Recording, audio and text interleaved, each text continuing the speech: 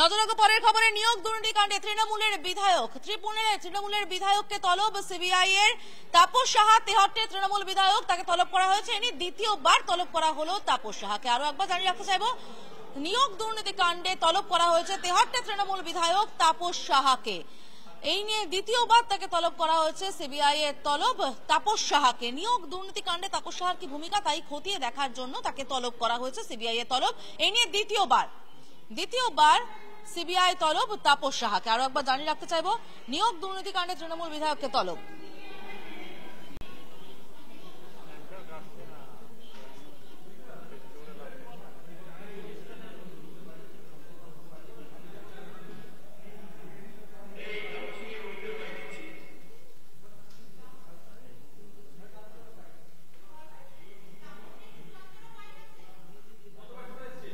আবার তলব করা হয়েছে, আমি সহযোগিতা করব। ঠিক আছে, এসে কেন আর কিছু চাওয়া হয়েছে? আবারও আপনাকে ডাকা হলো কেন? এর আগেও আপনি অনেকবার এসেছেন।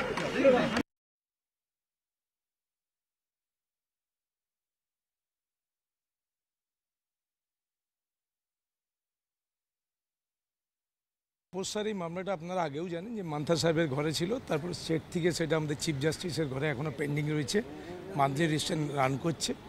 তদন্তের ক্ষেত্রে ওনাকে ডেকেছে, একটা ভয়েসের ব্যাপার আছে, সেই নিয়ে ওনাকে আজকে ডেকেছেন। উনি করবেন তদন্তে, সবসময় এর আগেও সাহায্য করেছেন, উনি সবসময় তদন্তে সাহায্য করবেন। উনি কোনোভাবে এই যে সমস্ত অ্যান্টি করাপশন ব্যুরোর যে মামলাটা আগে ওনার আত্মসহায়কের একটা ব্যাপার ছিল, ওই মামলার মধ্যে কোনোভাবেই জড়িত নয়, একটা নিরীহ। এবং তাছাড়া is suffering from different types of elements, ওনার শরীর অসুস্থ। সেই অবস্থাতেও যখনই সিবিআই ডেকেছে, যতবারই ডেকেছে, উনি ততবারই এসছেন সিবিআইকে তদন্তে সাহায্য করার জন্য। ওনারা নিচ্ছে না, ওটা রয়েছে, যেহেতু মামলাটা পেন্ডিং আছে, এখনও তদন্ত চলছে।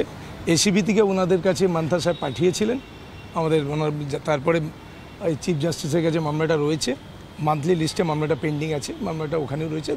ওনারা তদন্ত করছেন, সিবিআই তদন্তে যে উঠে আসবে সেটাই আমরা দেখব।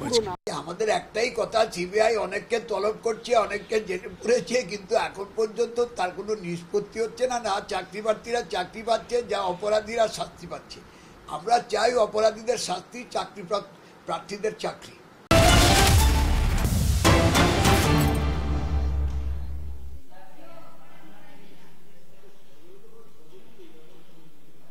এবার যে খবরে নজর রাখবো, পর্যালোচনা বৈঠকে প্রদেশ কংগ্রেসের নেতৃত্ব অধীর রঞ্জন চৌধুরী, প্রদেশ কংগ্রেস সভাপতি, তিনি রয়েছেন সেই বৈঠকে। এবং একই সঙ্গে প্রদেশ কংগ্রেস নেতৃত্ব সবাই যোগ দিয়েছেন লোকসভা নির্বাচনে কংগ্রেসের প্রার্থীরা। মূলত মনে করা হচ্ছে লোকসভা নির্বাচনে কংগ্রেসের যে ফলাফল তা নিয়ে আলোচনার সম্ভাবনা, কংগ্রেসের পরবর্তী পদক্ষেপ কি হতে পারে সে নিয়েও আলোচনা হতে পারে এই বৈঠকে। অধীর রঞ্জন চৌধুরীর নেতৃত্বে বৈঠক। লোকসভা নির্বাচনে যারা কংগ্রেসের প্রার্থী হয়েছিলেন তারা প্রত্যেকে উপস্থিত রয়েছেন সেখানে।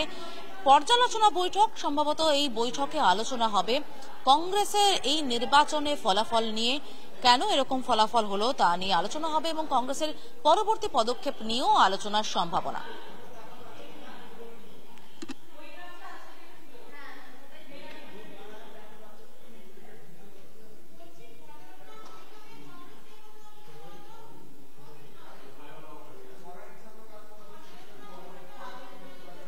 মৌলালী যুব কেন্দ্রে চলছে এই বৈঠকে অধীর রঞ্জন চৌধুরীও রয়েছেন, লোকসভা কংগ্রেসের প্রার্থীরা রয়েছেন।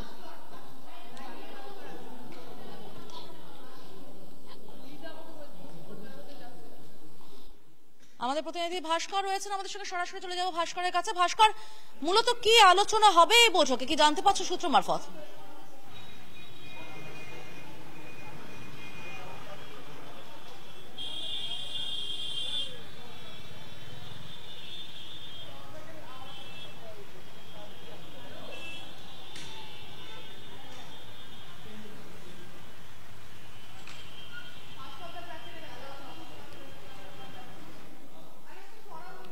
ভাস্কর, শুনতে পাচ্ছ?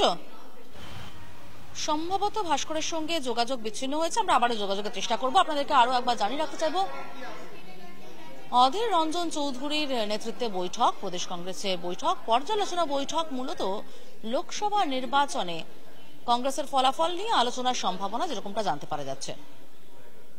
মৌলালী যুব কেন্দ্রে কংগ্রেসের বৈঠক দেখতে পাচ্ছেন। থাকছে এবং অত্যন্ত গুরুত্বপূর্ণ এই বৈঠক, কারণ 2024-এর লোকসভা নির্বাচনের যে ভরাডুবি, কারণ প্রদেশ কংগ্রেস সভাপতি অধীর চৌধুরী তিনি নিজে পরাজিত হয়েছেন।